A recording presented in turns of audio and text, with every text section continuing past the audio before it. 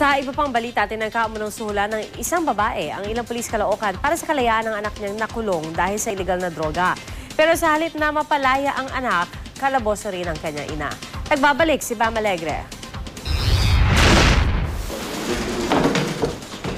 Kung natitiis ng anak ang magulang, hindi raw kayang tiisin ng magulang ang anak. Kaya ang 53 taong gulang na si Edna Morales, sinadya ang Anti-Illegal Drugs Unit ng Caloocan Police para mag-abot ng 100,000 piso para sana sa kalayaan ng anak na nakakulong dahil sa illegal na droga. Yun nga lang, hindi ito piyansa, kundi umano suhol. Kaya naman agad hinuli si Aling Edna ng mga pulis.